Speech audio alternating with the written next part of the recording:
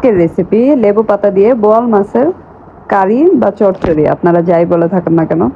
এটা খুবই মজাদার একটি রেসিপি, তাই আপনাদের মাঝে শেয়ার করতে চলে আসলাম। চলুন রেসিপিতে চলে যাই। প্রথমে আমরা কড়াইতে পরিমাণ মতো তেল দিয়ে দিলাম। তেলের পরিমাণটা একটু বেশি দিতে হবে। তারপর দিয়ে দিলাম পেঁয়াজ কুচি। পেঁয়াজ কুচিটা আমরা এখানে 1 কাপের একটু বেশি ব্যবহার করেছি। পেঁয়াজ কুচিটাকে এখন একটু বাদামি কালার করে ভেজে নিতে হবে। যে দেখতেই পাচ্ছেন ব্রাউনি কালার চলে এসেছে। পেঁয়াজ কুচিগুলো ভাজা হয়ে গেলে এখন এখানে দিয়ে দেব টমেটো। টমেটোটা পরিমাণ মতো দিবেন। আমার টমেটোটা খুব টক, তাই আমি একটু কম দিয়েছি। তারপরে আদা রসুন বাটা দিয়ে দিলাম।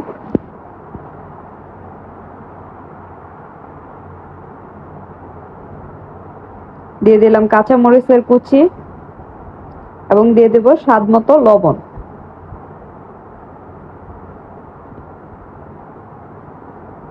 এখন এখানে ব্যবহার করব পেঁয়াজের বাটা, তাই আমি প্রথমে পেঁয়াজ কুচিটা একটু কম দিয়েছিলাম। সবকিছু এখন খুব ভালোভাবে একটু ভেজে নিচ্ছি।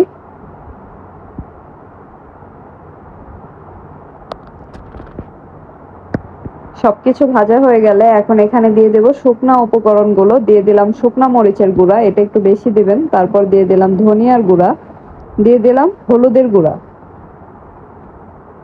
সবগুলো দেওয়া হয়ে গেলে এখন এখানে দিয়ে দিলাম জিরার গুঁড়া। দিয়ে সবকিছুকে আবার একটু ভালোভাবে ভেজে নিচ্ছি।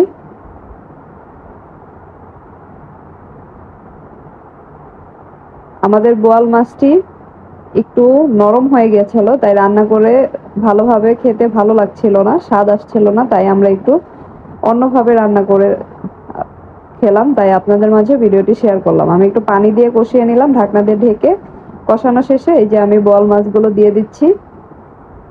মাছগুলোকে আমি ছোট ছোট পিস করে কেটে নিয়েছি। এই রান্নাটি খুবই মজাদার হয়ে থাকে। আপনারা বোয়াল মাছ না, যে কোনো মাছ দিয়ে এভাবে রান্না করে খেতে পারেন। যদি মাছ খেতে খেতে একঘেয়েমি লাগে, তখন আপনারা এভাবে ট্রাই করে দেখতে পারেন। এখন মাছগুলোকে খুব ভালোভাবে কষিয়ে নিয়েছি। এখন এই মাছগুলোকে সম্পূর্ণ ভেঙে ফেলতে হবে। যে দেখতেই পাচ্ছেন আমি মাছগুলোকে একদম ভেঙে ফেলছি। আপনারা হাতলের সাহায্যে খুব ভালোভাবে মাছগুলোকে ভেঙে ফেলবেন। এখন আমি এখানে লেবু পাতা দিয়ে দেব। এই যে দেখতেই পাচ্ছেন গাছ থেকে পেড়ে নিয়ে এসেছি লেবু পাতা। এভাবে ছিঁড়ে মাঝখানে আঁশটুকু ফেলে দিবেন। আর পাতাগুলো এখানে ব্যবহার করবেন, এতে খুব সুন্দর একটি ঘ্রাণ আসে। আপনারা চাইলে একটু লেবু চিপড়ে রসও দিতে পারেন, কিন্তু আমার টমেটোটা টক ছিল, তাই আর আমি ব্যবহার করিনি। দেখুন কি সুন্দর ভাজা ভাজা করে নিলাম। খুবই মজাদার একটি রেসিপি, আপনারা বাসায় তৈরি করে খেয়ে দেখবেন।